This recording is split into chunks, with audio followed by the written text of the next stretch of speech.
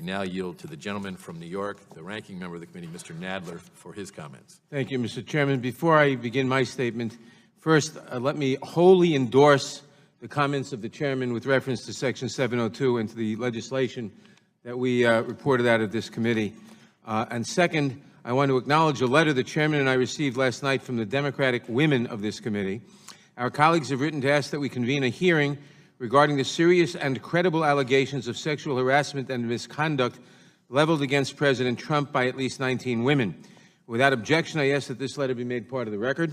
Without objection, it will be made a part of the record. And let me be clear, I unequivocally endorse this letter. We should convene this hearing as soon as possible. This is an opportunity for us to lead and to show the country that this kind of behavior is unacceptable at any level of government.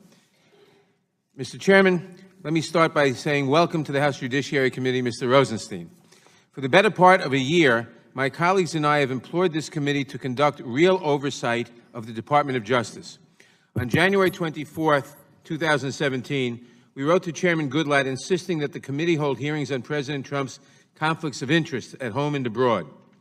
Citing to experts across the political spectrum, we showed that, quote, the administration's attempts to address its ongoing conflicts of interest are so far wholly inadequate, close quote.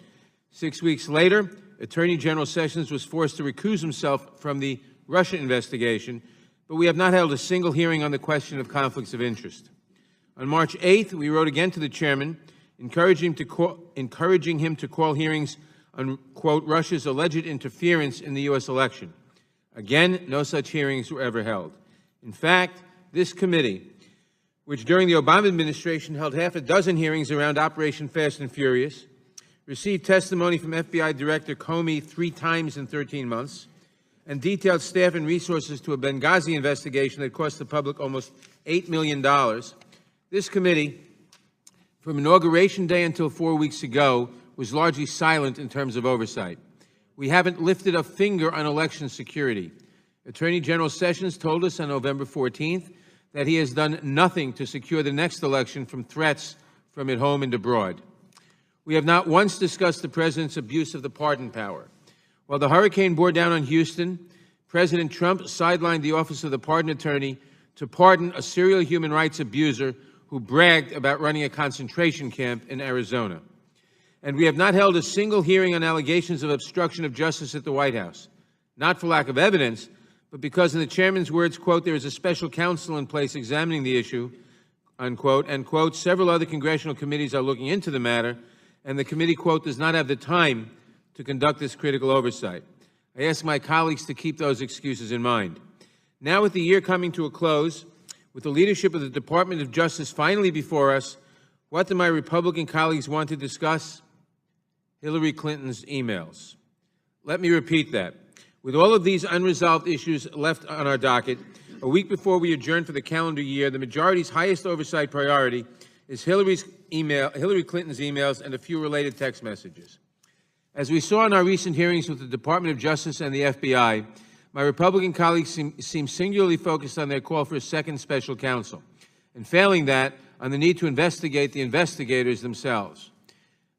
Ourselves. The White House has now joined the call by House Republicans for a new special counsel to investigate the FBI. The president's private lawyers have done the same. I understand the instinct to want to change the subject after the Flynn and Manafort indictments, but this request is grossly misguided for a number of reasons. First, it shows a fundamental misunderstanding of how the special counsel regulations work. Some criminal investigations pose a conflict of interest to the Department of Justice. The Russia investigation is such a case because of the Attorney General's ongoing recusal and because department leadership assisted in the removal of Director Comey, among other reasons. In cases like these, the Attorney General may use a special counsel to manage the investigation outside of the ordinary chain of command. But the key here is the criminal investigation. That's what special counsel does. The department cannot simply assign a special counsel to look at things that bother the White House. There has to be enough evidence to have predicated a criminal investigation in the first place. Then and only then, if the facts warrant, can a special counsel be assigned to the case.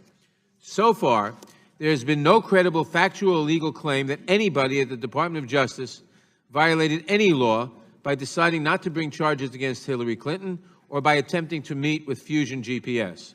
In other words, there is no investigation to which the department could even assign a new special counsel.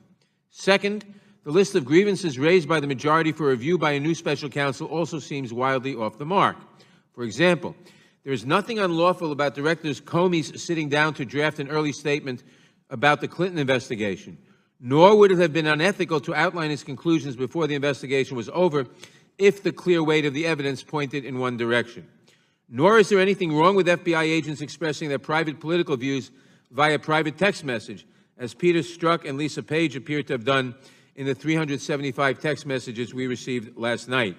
In fact, department regulations expressly permit that sort of private communication.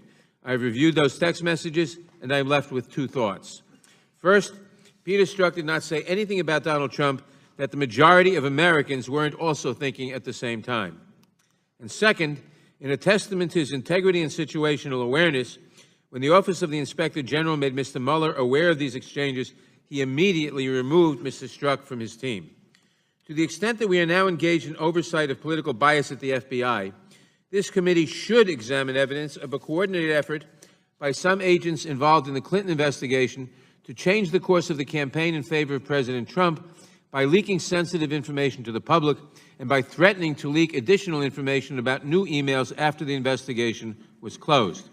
On Monday, Ranking Member Cummings and I sent a letter to the department asking for additional materials related to these leaks, as well as to the claims that these efforts may have been coordinated with former Mayor Rudy Giuliani, former National Security Advisor Michael Flynn, and other senior figures in the Trump campaign. Third, the President's call for an investigation of the investigation is at best wildly dangerous to our democratic institutions. On the one hand, the President's old lock-her-up cheer seems quaint after a couple of guilty pleas by Trump associates.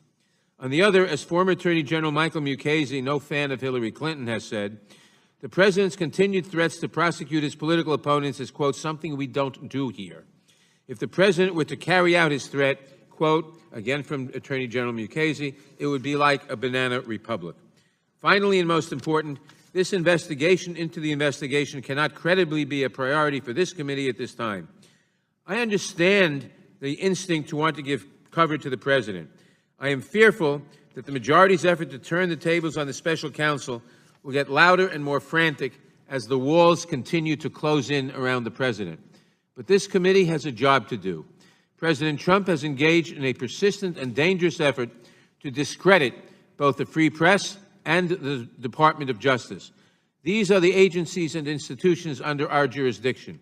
Every minute that our majority wastes uncovering for President Trump is a minute lost on finding a solution for the Dreamers, or curbing a vicious spike in hate crimes, or preventing dangerous individuals from purchasing firearms, or stopping the President from further damaging the constitutional order.